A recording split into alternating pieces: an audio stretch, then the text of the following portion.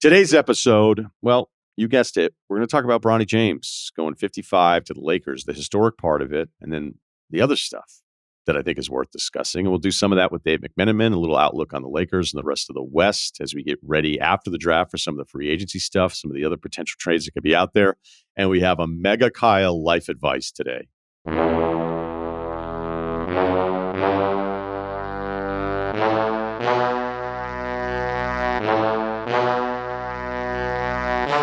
Last night, the Lakers, with the 55th pick in the NBA draft, in the second round, obviously, took Bronny James, the Bron's son.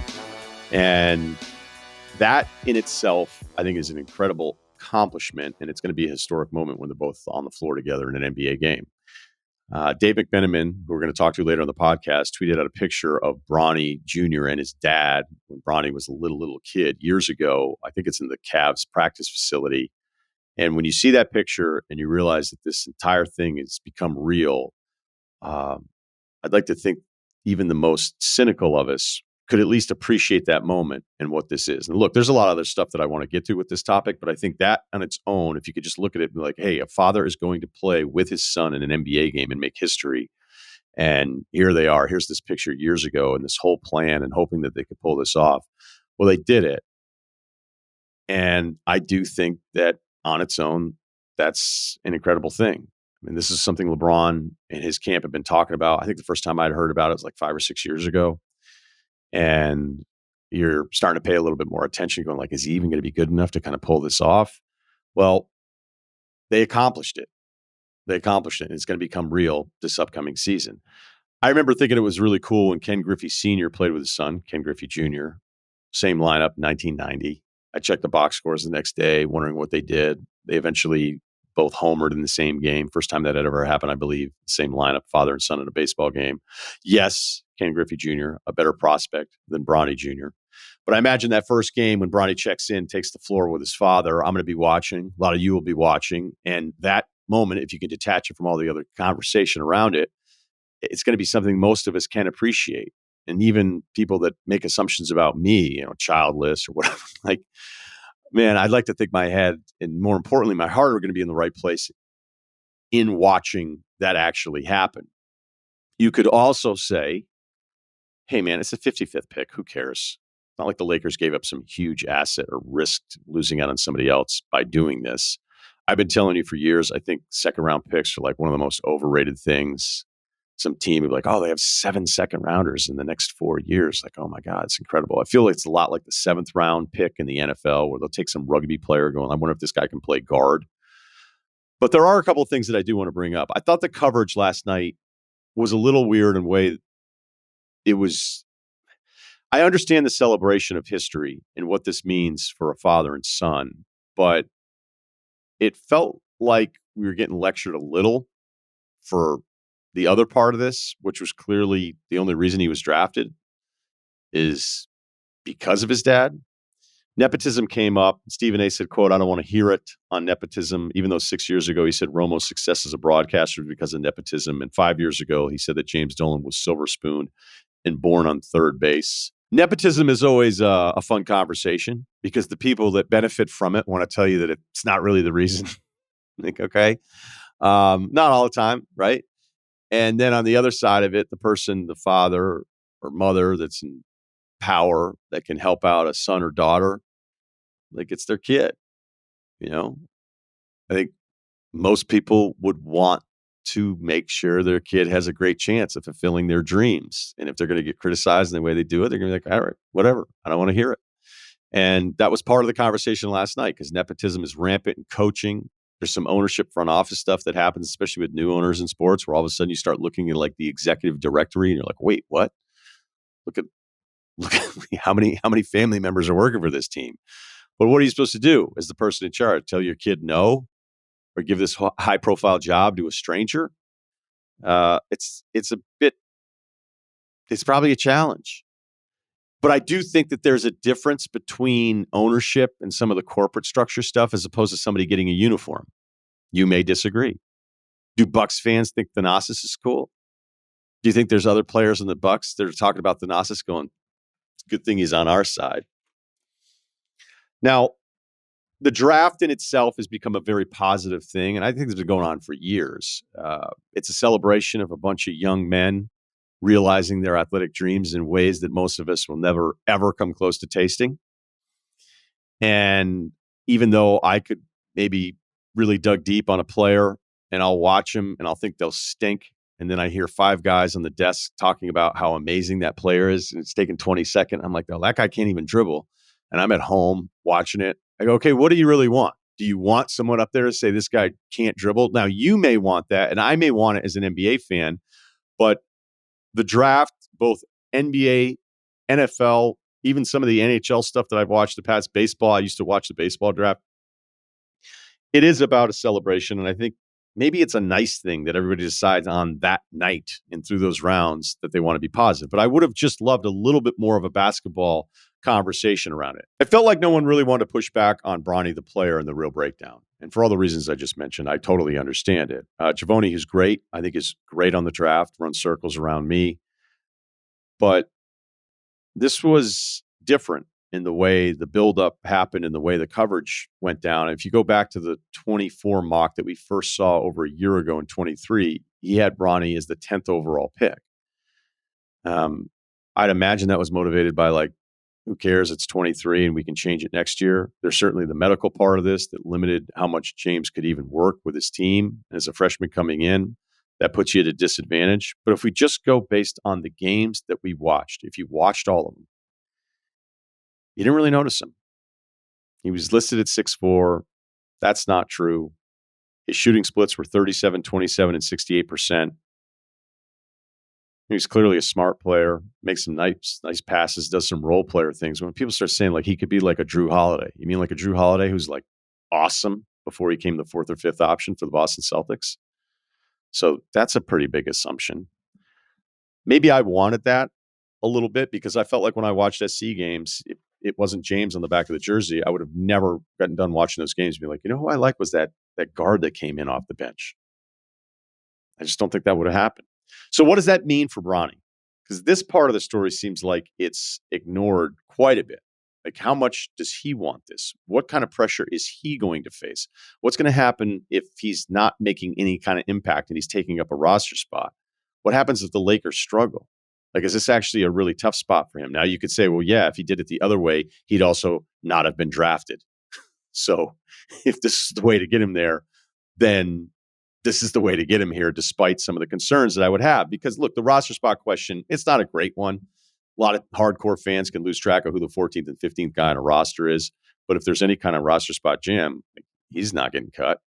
If there's a trade where you've got to match up salaries, I'd imagine his salary isn't getting thrown in the mix. And maybe those aren't significant enough to you, but the most realistic scenario is, what if they struggle? Would it come up? Would it be added to the list? Because you look at a loaded West and already the people lined up, I think, to hope JJ Redick fails. Like, every time they put up that graphic of the youth coach thing right in head coach of the Lakers, like, you know why they're putting that up, because it just looks bad. And so Redick could potentially have to deal with this, but it gives him a huge advantage with the relationship that he has with LeBron that not every coach would have coming into this, being the new Lakers head coach.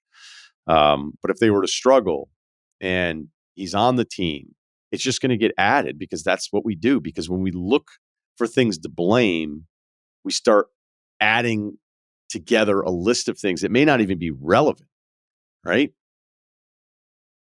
I remember when Belichick, things started going south for the Pats.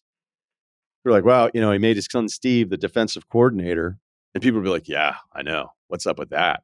The defense was actually good. Nobody cared about that part of it. It just sounded bad to add it to the list of all the other things people are upset about the Pats' decline.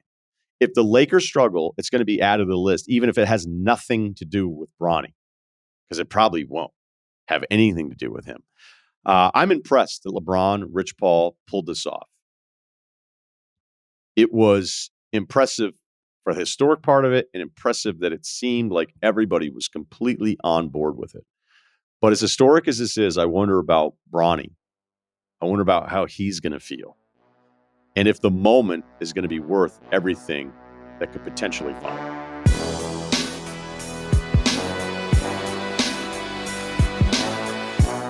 I think we have the perfect guy to come on and talk about last night and kind of looking ahead with the Lakers and some of the other stuff. Dave McMenamin, who covers the NBA for ESPN.com, but I think you've had a very intimate relationship as far as LeBron's story and knowing about all these things. You tweeted out a picture last night that I think all of us loved, even if we have questions about what this means. But let's go back to kind of your LeBron relationship and covering him, because I remember like the first time I'd heard kind of from the inner circle of like, yeah, he wants to play with his son one day. And I remember thinking like, okay, like good luck. And now it's going to be real. Do you remember what those first conversations were like with him on and hoping to make this happen? I think the first time I heard of it was we were in a road game in Orlando it had to be LeBron's second season back in Cleveland, so the championship season. And we were just kind of having a casual conversation after the game about the school options for Bronny, because it was now at a place where, well, we need to make sure he has the right coach to continue on his track to play in the league someday. And it was like, that's a little premature, but he was like, well, he handles the ball better than I do at this stage. He shoots the ball better than I did at this stage of my life. And, whether it's being a proud parent or having, a true sense of, an eye for talent, LeBron was convinced back then that Bronny had a path forward. And, there's kind of that side of things where we saw Bronny show a ton of talent at Sierra Canyon and McDonald's All-American. But obviously the USC chapter didn't go as well as planned because of this severe medical situation he was involved in. I'm very happy for Bronny to be drafted in the NBA, and I can only imagine what it's been like for him to live in LeBron's shadow. The other thing I think we have to acknowledge is that LeBron has to, being this public figure since he was 15 years old, to me, he's trying to find whatever his off ramp is of his career is going to be. And some part of this feels like a legacy play for LeBron to have his son playing with him. And that can free him from this stage of his life as a player. And that there's a tension there between that and Bronny telling reporters in New York before the draft, or excuse me, in Chicago at the draft combine, that he wants to be able to carve out his own path and make a name for himself. It's going to be hard for both those things to occur at the same time. Okay, because you just hit on something I probably was going to ask about later, but I don't want to lose track of it. So let's stay with it. We'll just kind of mess around with the timeline here. LeBron is chasing this ghost of Jordan. I mean, that's the standard of everything. I think it's very political. I don't think anybody's changing their vote, no matter what happens. And I think there were times in the past where I could kind of sense, like, it felt like they were brainstorming, and then they would kind of publicly explain, like when LeBron said, hey, I've won the 2 toughest finals ever. The 16 finals, I'd give him that. But then he was like, then it's the bubbles finals. And like, I know the bubble, but it was challenging for everybody. And I don't think Miami was some monster team that you weren't going to beat. I think most of us have picked the Lakers in that series, but I go, why would he do that? And I'm like, oh, wait, like if I can't get 6, even though he's been in more finals, I can suggest that my resume has the 2 toughest finals wins of all time. And I thought that was like a very calculated thing. And now that his son is in, I mean, it's absurd that we're even holding LeBron to the standard of like, can he still ring chase at this stage of his career? But do you think, or is that what you're telling me, is that now it's a bit of a pivot where it's about family and it lessens some of the pressure that he's also put on himself by chasing basically one man's legacy? Yeah, I do want to kind of course correct what I said. I mean, certainly this will allow him to kind of have that ending chapter no matter what happens competitive basketball wise, but he's not mailing it in when it comes to that. And quite frankly, we're waiting to see what happens time wise here with his player option that he has until Saturday at 5 p.m. Eastern to decide to pick up or not, the 29th of June.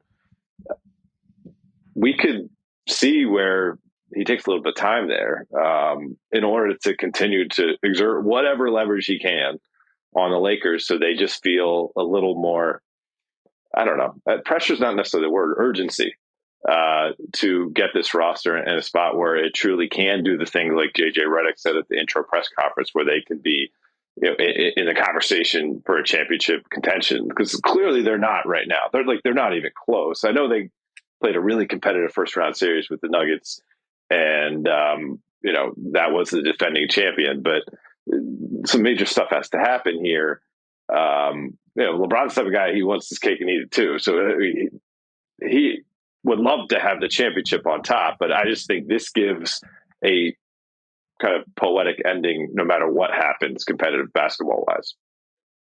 The Lakers' tenure is different because I think he's been a better partner with the Lakers than he was, where in the past it's just like, look, I'm going to do whatever I need to do. And I don't think he deserved any criticism for leaving Cleveland to go to Miami. And then the second time around, like, I get why he does it, but he's a hard guy over his career to kind of long-term plan with. And I was like, I don't think, imagine like, yeah, okay. And now I'm opting out and I'm signing somewhere else, but I got my son into the NBA. Like that's not happening. Of course not. Yeah. Okay. Right. So even when he opts out, and he likes to make it a little uncomfortable, he's done this at every stop because he feels like that then translates to like a little bit more urgency with people making decisions. I think sometimes I'd agree with him. Other times I think it's a lot of energy spent on something that's pretty much predetermined already.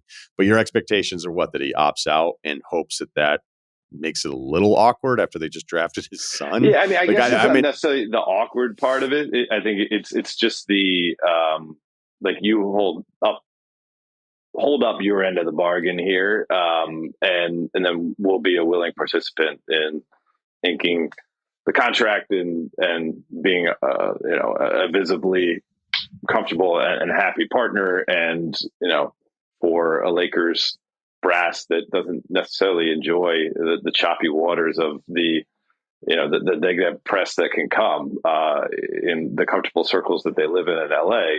Like, he can make life a lot more palatable if he's a willing participant in where things are going.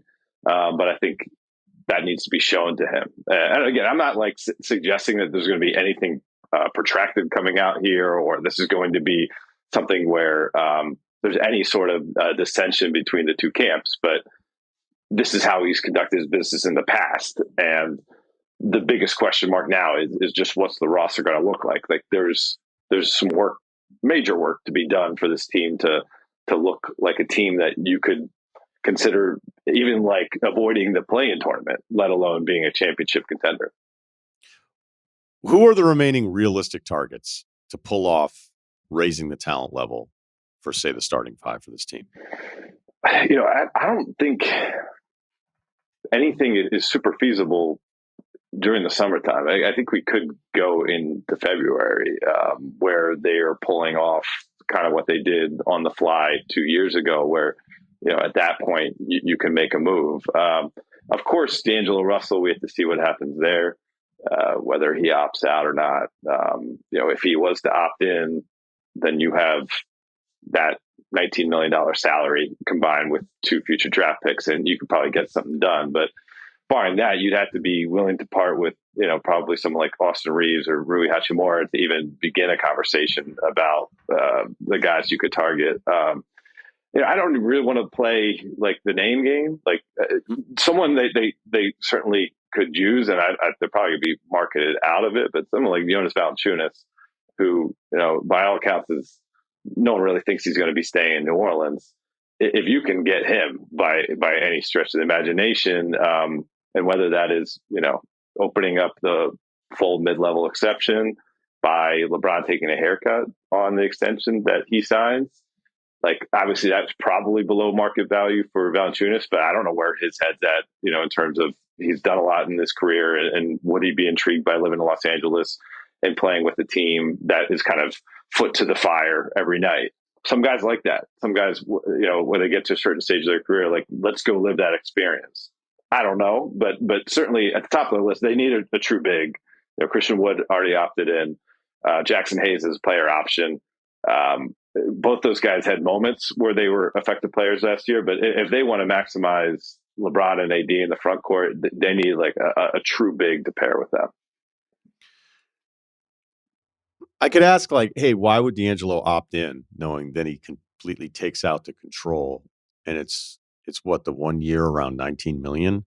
Yeah. So is I mean, I think the 19 only reason million? he would opt in is if we see that the Philly money is drying up from some other target, the Orlando money is drying up from some other target. San Antonio won't plan to. It would just be the market would bear that out for him. Now, obviously, I thought he had a wonderful season for the Lakers and a mediocre playoffs. It wasn't as lousy as his playoffs the year before, but he didn't get it done when they needed him. And I think that can kind of really inform the market's opinion of him overall. I personally think in a situation where he wasn't in the pressure cooker necessarily the Lakers provide, he could actually be a really viable asset for another squad. But I don't know how the rest of the league looks like that, especially when the kind of the same teams that he would be looking to get, big money from, or have guys like Paul George and Klay Thompson at the top of their wish list. All right, let's go back to the Bronny part of this. Was there any debate? I mean, was this always happening? Were they always landing him at 55? No, listen, there was I don't know if strategy is the right word, but Clutch Sports and the James family were interested in not just helping out Bronny's dream of making to the NBA, but also helping out his kind of assertion that he wants to carve out his own path. And so Rich Paul was looking around the league for other opportunities that would have the right coaching staff, front office, ownership, player development that would believe in Bronny and give him a chance to become a player and not just be an ornament at the end of the bench and sell merchandise. That said, as we heard Bob Myers say on the draft broadcast, not every team would provide that. And so at the same time, you're guarding against another team that you wouldn't feel comfortable having him be there, taking him and kind of losing some kind of control over the situation in terms of what you can do to ensure that he does get all the resources and organizational support. So if, if a team like the Phoenix Suns and James Jones, if they had a second round draft pick or they were able to buy a second round draft pick or trade into a second round draft pick, like, I think that's a comfortable situation. If Dallas wasn't drafting 58 in the second round and higher, a comfortable situation because there are people in place at those organizations that the James family and Clutch Sports are very comfortable with. Those things didn't happen. And so we end up with Bronny on the Lakers, which again is it's a great fit in terms of story and in terms of like the Lakers player development staff. You can say a lot of things about the Lakers and the warts that they have. I think one thing that they've shown pretty consistently over the last 6 or 7 years since Rob Pelinka has taken over is that they have been able to develop young talent, they bring guys in to the team and they're better by the time they leave. That's a good thing. The tough part is that, Bronny is right there next to his father every step of the way. And how do you really carve your own path that way? I mean, I can't imagine him, especially for a team that has playoff aspirations in the tough West. Like, he's not going to be in the rotation. I would agree with you on the Lakers development stuff. And a lot of times you start going over like later picks with them, you go, man, these guys are pretty good at this. Like, I would put them on the higher end of teams that find the diamonds in the rough, which isn't always the case with some of the better teams, because the better teams are looking at everybody being like, does this guy even in any scenario get 15 minutes with us regularly? And maybe some teams put less effort into it because they really like their 1 through 8, 1 through 9, and they're just not as worried. And I think the Lakers do deserve a lot of credit for that. But even with this, with the disappointing year with Bronny, the medical stuff that you mentioned, the reality is he's be coming in for the novelty of it in the beginning and then probably blowouts the other way. But then it leads to circus is not fair, but it becomes almost like the Taco Fall thing, where Taco Fall is with the Celtics in a blowout, and it's like put in the huge attraction here. And I don't know if that is good for a team or if everybody's mature enough that it won't matter. I don't know if it makes it even tougher on Bronny, because I think for the longest time when he was in high school, we were starting to talk about him, whether Bill and I were talking about him. I remember like the first time we really talked about him, I was like, you know what? Like, I think he's 16 or 15 now at this point. I was like, I don't want to sit here. I don't know. I'm not really locked into this high school stuff. So I don't want to trash it. But then once you become an actual draft prospect, like every draft prospect, I'll say the good and I'll say the bad. And I don't know if LeBron was doing it to build up Bronny's market, but when he had made that quote about like he could start right now and he did it in the locker room and he yelled it, like if I had been a teammate at that time, I'm like, I don't need this. But again, if you're the dad and the proud dad and you're talking up your guy and you want to try to get him some buzz with your platform, then okay, I understand it. I may not like it. But then when it became real in the pre-draft process and people started trashing him as a prospect, and then LeBron tweets out, like, why can't you just let the kid be a kid? And he got called out for that immediately, being like, you're the one that's been talking him up this whole time. I think he even deleted that tweet. And people can be emotional about this, especially when you're talking about somebody's son. Mm-hmm. How do you see the series of events leading into kind of like what the expectations are for, I'd say, maybe the most passionate NBA fan base?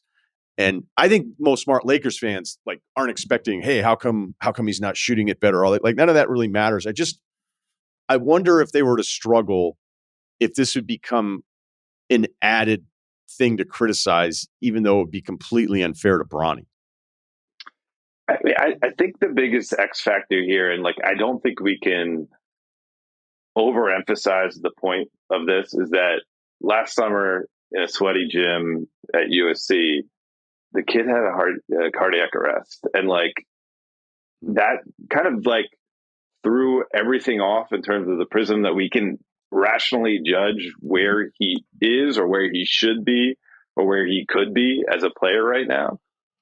And I think like I can't expect a fan to rationally be able to kind of compartmentalize that along with their judgment when they see the kid average less than 5 points per game, 2 rebounds on a team that was, pretty terrible or certainly mediocre at best with the Trojans last year. Like all of those things, it's kind of hard to wrap your head around it. And that's why you do point to nepotism, or you do point to, the Lakers just doing whatever LeBron wants and the lead GM stuff coming back out. But I think there are a lot of like high quality characteristics that he brings to the table, including the way he bounced back from the cardiac arrest, even though it didn't come back to being a first team All-American or anything like that, or even first team all freshman in this conference. But like that takes so much. And I think the people around the Lakers who have seen that behind the scenes are genuinely impressed by that. And if you're going to invest a second round draft pick this is something that's been bothering me for months now. How many second round draft picks in the 50 through 58 or 50 through 60 range have we spent any amount of time dissecting the way we have with Bronny James? It's ridiculous. But one of my buddies from Philly, where I grew up, texted me yesterday. He's a big Sixers fan. Like, way to go, Lakers, wasted that pick. And I went on Basketball Reference and I found the list of the Sixers draft picks for the last 20 years. And I said, all right, Tim, show me all the 50 through 55 picks that you cared about in Sixers history. You don't. Like, it's just, it's become such a talking point that doesn't even make sense at this point. And it's kind of dehumanized who Bronny James is, which really, he's a 19-year-old with incredible athleticism who has proven through metrics at the NBA draft combine to become an elite shooter, and who has been around the game of basketball his entire life. And so certain things that may be, welcome to the bright lights of the big city for another prospect, he's been internalizing since he was, a toddler. I think there's a lot of good reasons why you invested Bronny James.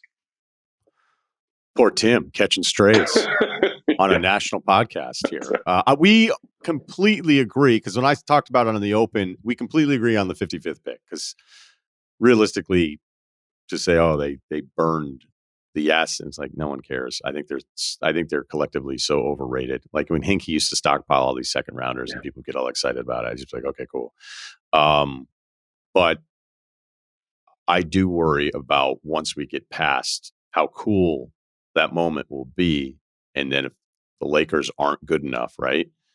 And then it just be like he's going to get criticized. Like he'll have nothing to do. Bronny James will have nothing to do with the Lakers either meeting or not meeting the expectations they have for the season. All right, on the way out here, just to recap, it sounds like you're telling us, and you're not reporting or breaking anything, so we're just reemphasizing that it sounds like the LeBron part of this is the opt-out, figuring out the number, and then that huge addition. If you're waiting for it this summer, you might have to be waiting a little bit longer. Is that what you're saying? Yes. I would imagine, unless D'Angelo opts in, which I'm not expecting that to happen, then you're looking at filling out this team around the margins and getting to February and having those 2 draft picks in your hand when you call all the teams that are at that point deciding to tear down and look towards the lottery. Okay. The picture you tweeted out last night was really cool. I imagine you had that one planned for a while, and it worked. And I think people really liked it because I think it was no the first time I actually talked to Bronny James after I took that photo. It was the first year I was covering LeBron in Cleveland, and they're just playing 1-on-1 after a practice. And first of all, Bronny was like 9 or 10 at that point. I'm not really going up to players' kids all the time, but I had showed it to LeBron, and then Bronny was in the locker room. I was like, "Hey, look," and he grabbed my phone, big eyes and a big smile. He's always been, I can't say that I know Bronny very well at all, but you observe a lot. I've seen him just be like a great kid, basically, great older brother, respectful kid, and I've seen him play basketball a decent amount, and there's reasons why the Lakers should be interested in him if his name didn't end in James. All right. I appreciate it, man. Enjoy the next few days. Still a lot of stuff coming for the team that you cover, and of course, covering it all on ESPN.com. Thanks, Dave. Thanks, Ryan. You want details? Fine. I drive a Ferrari 355 Cabriolet. What's up? I have a ridiculous house in the South Fork. I have every toy you can possibly imagine. And best of all, kids, I am liquid. So, now you know what's possible. Let me tell you what's required. Today's life advice is brought to you by La Quinta by Wyndham. Your work can take you all over the place, like Texas. You've never been, but it's going to be great because you're staying at La Quinta by Wyndham. They're free. Bright Side Breakfast will give you the energy for the day ahead. And after, you can unwind using their free high-speed Wi-Fi. Tonight, La Quinta. Tomorrow, you shine. Book your stay today at lq.com. Today's life advice, the email address is always lifeadvicerr@gmail.com. Kyle only, Sans Cerruti. Crazy. How you feeling about that? You all right? I'd normally be a little more upset, but I got so much going on. I'm in the middle of the eye of the storm, packing to do my 3-week trip back to the Crown Jewel, Poughkeepsie, New York, and I'm leaving on Monday. So I got to make sure everything's correct. Doing a lot of laundry. Yeah. Are you excited? Exciting times. Oh yeah, I know. It's just a little stressful, You getting some time off? Oh yeah. Well, How much time? I'm taking 3 weeks, buddy. Oh, Cerruti approved it, so if anyone's got a problem with it, you know who to call. But yeah, let's go. I would do life advice if I was asked. It's nice to be asked things, but I'm not going to do any real work. it is nice to be asked things. You said that a little bit earlier off the air, and I think it's a good reminder. It's nice to be asked. Yeah. You're probably big likes to be asked guy because you're a big not going to make that, but it's nice to be asked. Yeah, I've learned should have said yes a few times. Should have said yes a few more times. Because the asks are like he never they dry goes. up a little bit. If you say no enough. We could ask him. He's not going to go. He's not going to do it. But you know what? I've been getting out golfing. Me Golfed too. with a stranger yesterday. Invited to golf with friends today. So You gonna do it? I said yes. I actually asked them if I could golf with them, and they were like, "Seriously?" That's why you're in such a good mood today. You got golf in your future. I'm like, I've been like the backup guy because dudes thought I couldn't golf on Thursdays because of my pod schedule, but it's been different with Bill the last couple of weeks. And they're like, the last 2 Thursdays, I've just been shoehorned into a golf thing, and my whole day just changes. I'm like, I'm not letting anything get me down. I got golf later. Yeah, I do want to join a course at some point, but I don't know when. I don't know where. I'd like to play a little bit better pretty rough day yesterday. Joining a That's course is okay. like having a pickup truck, right? Dudes are just asking for favors at that point. I'm like Tate's a member of a pretty nice golf course, and I think I've asked him maybe too many times, but I don't care. I mean, I like pickup trucks. So you like helping dudes with your pickup truck, though? That's the thing. Back then, yeah, I didn't mind. What are we doing today? Yeah, if you were my friend and you needed my help and I had a pickup truck that was going to make your life easier. I mean, sometimes I miss a pickup truck. I want to bring my dad a mattress, but I was like, I can't do this now. I was like, man, if you'd had the truck, but I want like a dually and it's not going to fit in anything. That's so great. That I have. I want that massive wind thing on top of the roof of the cab. I want the whole thing. Be like, is this Rip from Yellowstone? Be like, nope, it's Ryan from Manhattan Beach. There's no way I could park it anywhere. No, there's no chance. There's no chance. I would just be driving around being like, is there any, should I park at the Target, the back end by the mulch and then walk 2 miles into town? Because I can't parallel park it anywhere. I'm afraid some people are even the parking spots aren't made for that thing. So yeah, I might just buy a house in the woods just to have it and I'll never drive it. Like, where did he buy land? Did he get something up in Whitefish? Nope. He's like in Alberta or something. Bought a house for his truck. Tons of acreage. There's no electricity or plumbing to the thing, but this truck he has is insane. Okay. So speaking of Kyle, let's focus in on him a little bit here. 44, father of 4 daughters. My 19-year-old just finished sophomore year of college. Yeah, big time. Might have the hat and shirt. Pre-law, had a summer internship at a nonprofit. After getting the job, they told her she'd be playing in golf outings once or twice a week for area charitable organizations. She was concerned she may have oversold her golfing abilities in the interview. So, score for me, we have been golfing 2 to 3 times a week after work. Oh, how about this guy? Play a quick 9. She shouldn't have been worried. She's above average, but I'm not complaining because my wife can't get mad at me for spending so much time on the course. Cheat code. The other reason I'm thinking about joining a course is I post calf tear. I was getting shots up earlier this week, and I'm not ready to retire from basketball. I figure I'll blow out both Achilles or an ACL at some point. I'm just expecting it, but man, it's a nice compromise. If you're like, yeah, I'm not going to run 5s today. Well, I'm never going to play basketball where I go, okay, cool. I'm not going to drive and move around and try to do all the stuff. I'm not going to Westbrook these motherfuckers. Are you kidding me? I'm just not. I mean, as soon as I touch the ball, I turn into a lunatic. So I can't. I'm never like, I just know everything that I'm signed up for, like everything that's in my future for all of those injuries. I don't care. I've accepted it. But at some point, it's going to have to be golf, I imagine. Anyway, all right. So while we play, we listen to the pod, and she's become a big fan, especially of life advice. Last week, my youngest daughter turned 12. She's a big Harry Potter fan. Harry Potter. So as a present, we got her a cameo from an actor in the films. It was a big hit. Afterwards, I asked my 19-year-old if she could get a cameo from anyone. Who would she want it from? With no hesitation, she said, without a doubt, nephew Kyle. Come on. I know Kyle's making his way in the world, thought he should know about this untapped potential out there. So instead of doing that, do you have a message for this 19-year-old that you don't know? I thought it was going to be a new golf thing because I'm a new golf guy, but it sounds like I should be taking tips from her. I was going to say, don't keep score. It only gets worse. Had a lot of great shots yesterday, but sounds like she's good. Score. Yeah, it sounds like she's good. I'd say raise your bar a little bit. I'm not going to do cameo. We've done this before.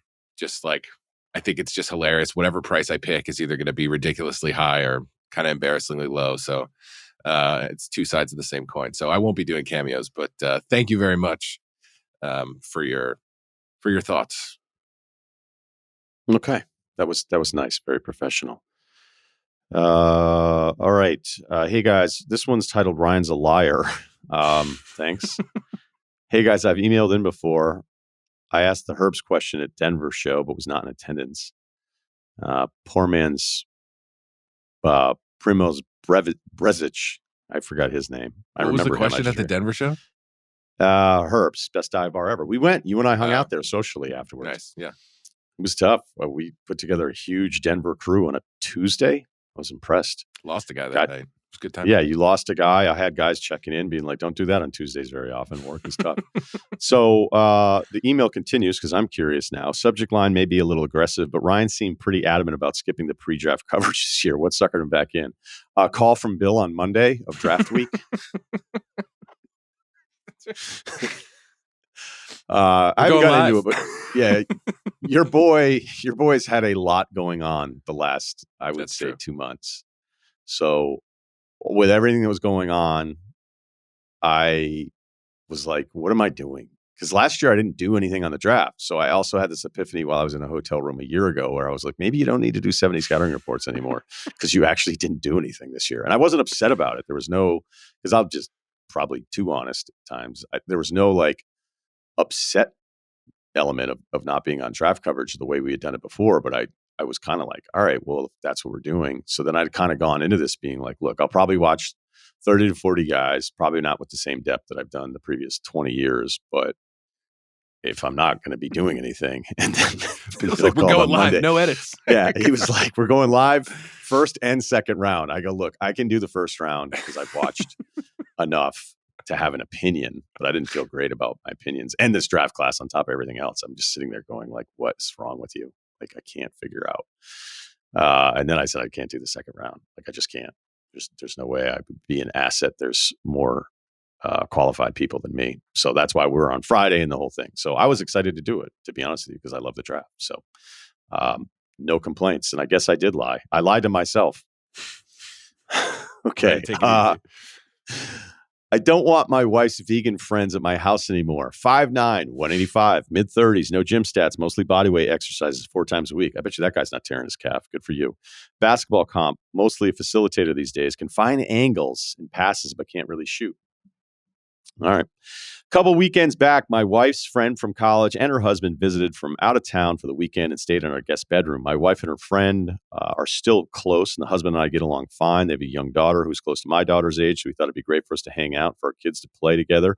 The issue arose due to the fact that the entire family is vegan. This includes their young daughter. We were prepared for this, we thought, and had planned very vegan-friendly meals. Unfortunately, their child would not eat what we cooked, and they basically fed her only white rice, berries, and hummus all weekend, every meal. When I asked them if this was normal, they said this is basically what their daughter eats at home. I refrained from asking them how they knew their daughter was born vegan. Good writer. Good thought. Good instincts Right. to not ask that question. They started making me uncomfortable as it felt like this kid was being malnourished under our roof. At one point, the husband mentioned how their pediatrician said their child was in the lowest percentile for weight and growth and got an icy look from his wife. Yeah, that's a weird one to bring up as she's eating her 13th berry of the day.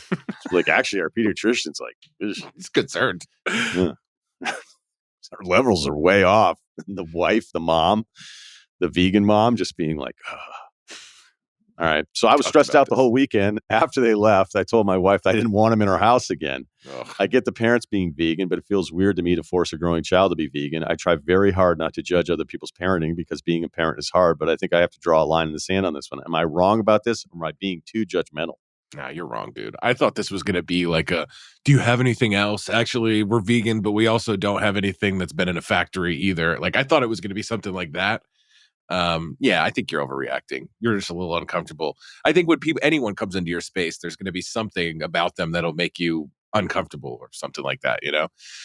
So I think this is too thermostats. I mean, are you a shoes off house? The guy won't take his shoes off, or he's the one guy that takes his shoes off and you're like, why are you doing that? That's weird. It's like, I was raised that way. Like, it could be a small thing. And I think in the scale of what you could be, I think this isn't so bad. It's a little uncomfortable, but I thought they were like asking you to go above and beyond, but you just don't like that this kid has one of the worst palates anyone's ever seen. But I don't think that should bother you too much. I thought this was way worse.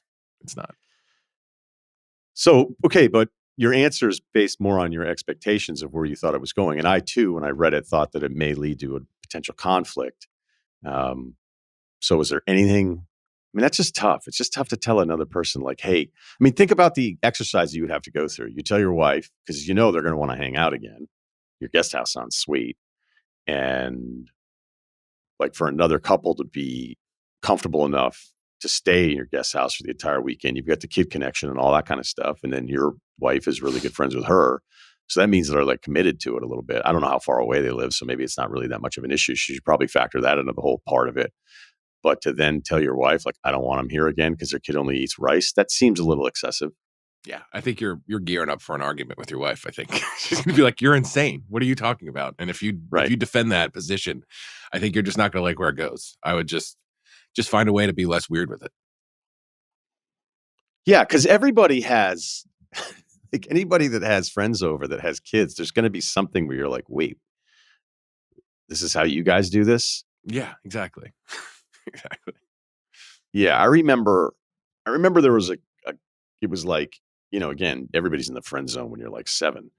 But there was a classmate of mine who I don't know, I think we might have been 7. I'm trying to remember when I moved. I can always remember like what age I moved and then what year it is. So this was prior to moving when I was 7. So I was 5, 6 going into 7. And I remember there was a girl in my class and we were friends. Yeah, a huge year for me. And we went over there and their parents, they didn't own a television. So it was activity based. Like everything was activity based. And I can't believe I'm telling the story. So like the zip line was a key element of the entertainment. And I'm just like, this is the greatest thing ever. Like they have a zip line in the backyard. And then her parents were definitely like on the hippie side of things. And so for whatever reason, there was some like, I think they were reading us like something about like Native American history. And then they dressed. Yeah, but dude, this is where it gets weirder. Like then they dressed us up. And I had like, this is so weird now that I've never really thought about this. It's been like 40 years. But I was wearing like a sarong, right? And my dad came to pick me up in his truck, like fresh from laying brick, and his 7-year-old's in a skirt. And he's like, what's going on here? And they were just like, they thought it was cool and were dressing us up as Native American kids. And we were just in the backyard, like reenacting. I don't know if we were reenacting specific historical battles, the Blackfeet, but you get the point. Like, I guess that was something they did. And did that kid come over to your house and just binge your TV? My brother dated a girl whose parents wouldn't let her. She would just come and like catch up on like ER or whatever the fuck was going on. It was just like, oh my God. She comes over here and she's glued to the TV because it's not allowed.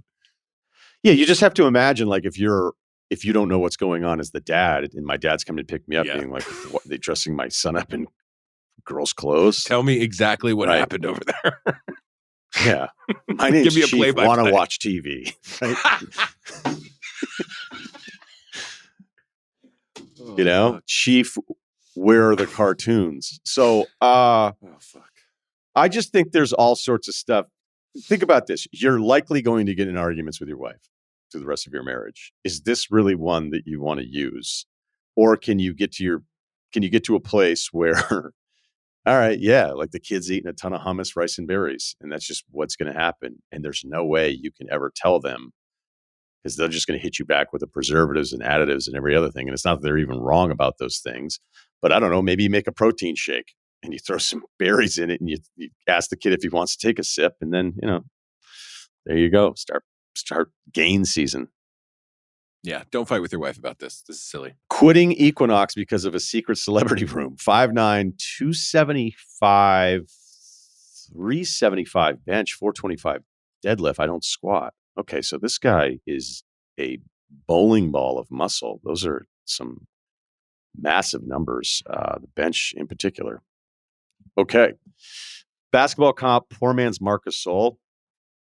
Decent mid-range shooter. I have a move where I back my man down from the wing to above the free throw line, spin into a fadeaway from my sweet spot, can usually get away with that 2-3 times before my man starts reading it. Good to know. Do you even want to share that with us? Now it's out there. Anyway, I was at Equinox one night, noticed a door open that is usually closed. Inside, I saw what appeared to be a smaller private gym. I took a look inside and no one was in there, so I walked around. In the back, there was an incredible locker room setup with what can only be described as 5-star amenities. About 10 private full bathrooms, very large lockers, and a separate area with couches and a TV. Now, this is separate from even the executive locker room, which is upstairs with the regular lockers. Upon walking out, another member comes up and is also surprised by the room, and I'm telling her about it. A member of the janitorial staff comes up and closes the door in front of us without saying a word, with a vibe like no one is allowed in there. I go upstairs and ask about the room, and I'm told that it's a private gym for when celebrities or other high-profile guests come. When I go home, I decide that I don't want to go to Equinox anymore. I canceled my membership at the end of the month. My logic is that if I'm paying that much for a gym membership, there shouldn't be anywhere inside that I don't have access to. Also, the idea of, quote, high-profile guests need to be separated from anyone else struck me as a bit ridiculous. NBA teams come by our location, and I never seen anyone bothering them, including my own Boston Celtics, who I didn't say a word to out of respect for the work they were putting in. That's a real fan right there. I told my friends this, and they said I was being ridiculous. To be clear, I did not say any of this to anyone who works there. I just told the account manager I was moving out of state. Ultimately, if I pay for yeah, wow, you're really covering your bases here. So no one thinks you're a lunatic. Ultimately, if I pay for a gym, I don't want to be restricted from any part of it. Am I being unreasonable, or am I justified in not wanting to pay for a gym membership just to feel like a second-class citizen? I think the only weird thing about this is you lying about why you're canceling. I think that's fine. I think you're like, I don't want my dollars going to this if I can't use it. I would have maybe asked if you could, is there like a tier for me to use that room or whatever? If they're just like, no, you're not good enough to be in this room, then yeah, I don't think there's anything wrong with that. I don't know if you'll find a cooler gym than Equinox around you though. So you might be losing out there. So whatever you end up with next, you might be like, damn, they don't even have Keels in the shower here. Like, what the fuck? Yeah. I'm using like a green sludge in the shower now. What the fuck is this? So you might end up hurting for this, but sometimes standing on your principles, sometimes you make a sacrifice. One of the things I was most excited about when I moved out of West Hartford was joining Equinox. I think I joined the one in Greenwich, Connecticut immediately, knowing that I was moving to Manhattan Beach, even though I wasn't going to be moving.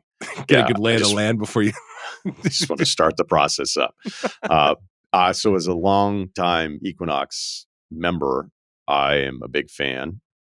And for me, someone who travels, especially when you're in other major cities, and you can just sit there and roll into one, knowing that your account works depending on what kind of membership you have, that's amazing. The private, high-profile thing, I appreciate the assumption. I've never even heard of this. I didn't know anything about it. I know there's actually like a few Equinox that I can't even go to. And so I can understand like the shock of seeing, I read the email and I was like, I guess I didn't even know about any of this stuff. Here's what I would say. And I don't want people to take this the wrong way. I'm okay with exclusion sometimes. Sure. And there are times where I have been excluded and I'm like, yeah, I get it. So this is not me coming at you from the elitist. I have access to all these things. There's a lot of stuff I don't have access to at all. And there are times where I try to be reasonable about it and go, yeah, like I don't belong at that. I shouldn't get an invite to that. I'm not that person. I'm not actually look at this group differently if you were happy to have me. Yeah. If you accepted me, I'd be like, this isn't that I don't know. great. I don't want to be a part of this club that wants me.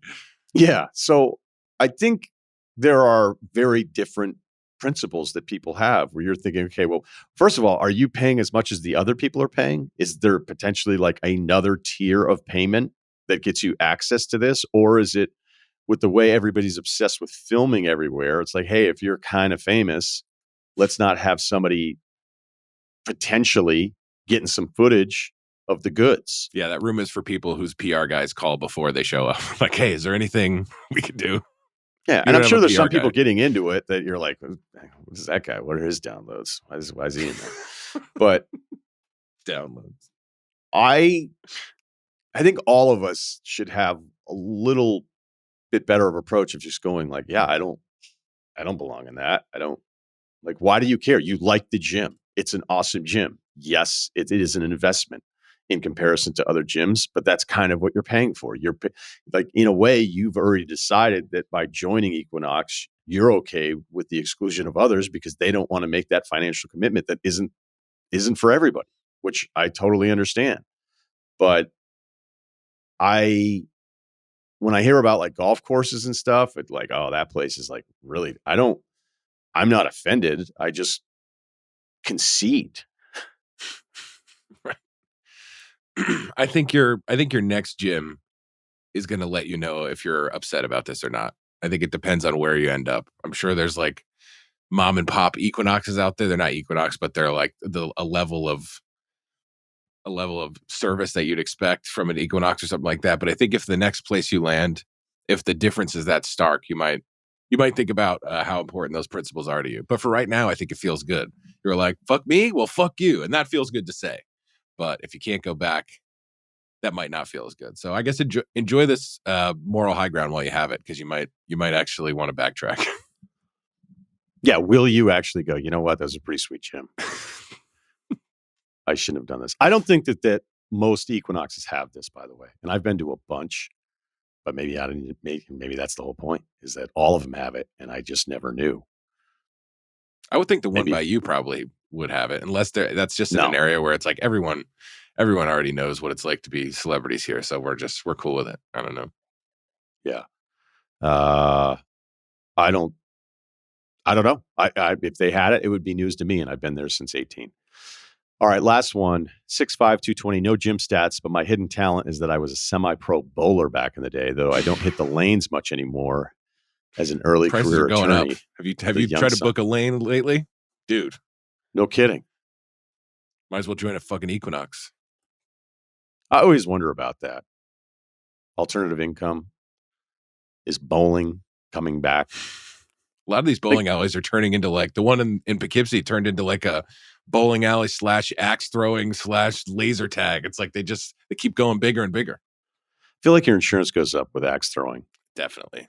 Especially if you see those videos. You're like, is this worth it to have it not have a hatchet incident for 3 years, but then you have that one? Doesn't seem worth it. Yeah. Doesn't happen with darts. I think darts are underrated. I darts think more and people bars, should. That's scary. Yeah. I know, but just the activity alone. Every time I play darts, I go, you know what? I really like darts. Yeah, I enjoy don't darts. regret playing that round of darts. Yeah, darts should be more popular. Agreed. If you're listening right now and you're short and your wife's short, get your kid on darts. All right. So my question for the three of you is, have you ever dealt with a spouse or significant other not liking one of your favorite pieces of clothing? And what was your approach to navigating the situation? Uh-oh. I recently purchased the Russillo branded Legends hoodie in camo print. And while I'm a big fan of the hoodie, my wife doesn't love it. She's from the South, and I guess she just isn't fond of camo print. Is that a Southern thing? Right. I would have thought it doesn't sound right at all. I got to think this camo bubble is coming. Like there's going to be, I don't know how much longer this camo run can keep going. I've told her it's more of an urban camo, and she's yet to be convinced. Anyway, I'm curious if you guys have ever run into a similar situation. Thanks and love the pod. You think my wife loves my vintage G-Unit shirts? Definitely doesn't love those. But sometimes you just got to put them out there and just say, I'm a grown man. I dress myself, and I just try not to wear it too often. So you're still rocking those unironically, or kind of ironically, but you actually think you look sweet? It's not ironically. I'll tell you, they don't make heavyweight tees, at least in the stores that I'm shopping. I'm sure you can find them. Every once in a while I'll come across them. I'm like, yep, gonna buy that. But the G-Unit, that style of clothes, they respect a large man. There's less and less of those brands out there now. Shout out to Polo, shout out to Harley Davidson. But I think that's just one thing I'm not going to compromise on. I'm not doing it because it's like, oh, look at this shirt. It's like, yeah, I want you to know that I listen to G-Unit most days. But also I enjoy that style of shirt, and I just like the quality of those older shirts. So yeah, I wear those not often, but I kind of shut the argument down. Like I'm not gonna say, well, why don't you like it, or why shouldn't I? I'm just saying this is one thing I'm gonna wear. I'm doing it. Sorry. We're not going to a place where, we're going to be taking a bunch of pictures and you're in a beautiful sundress and I'm wearing, shorts in the heavyweight beefy tee. But there are times when I'm just like, you can tell the way I respond that I'm not going to argue about this, and I'm not mad that you don't like it, but it's just, I'm moving on, and you're going to be the one person still waving your arms, and I'm still moving on. So that's one of those things that I just do. I think it's all about you didn't even write that down. Yeah, you had that ready to go. So as the market has pivoted to soft and gray, you have stayed strong with, I want coarse and white. I want to wear something that feels like cardboard. Sometimes. Yeah, sometimes. There's the right temperature. You know what I mean? Like New York, like humid summer, probably not going to do that. But spring, totally. Spring. Okay. FUBU, good for spring. Even I was like, maybe I shouldn't wear FUBU. I was like, wait, what does it stand for? All right. Okay, that'll do it for life advice, which also means today's life advice was brought to you by La Quinta by Wyndham. Know that wherever your work takes you, La Quinta by Wyndham has everything you need to get the job done. Book direct at lq.com. Tonight, La Quinta. Tomorrow, you shine. Thanks to Oregon. Thanks to Kyle. Sure to be back next week. We're going to be Monday, Wednesday next week. So still doing 2 pods a week. Check us out on YouTube as well and subscribe. The Ryen Russillo Podcast, Ringer, Spotify.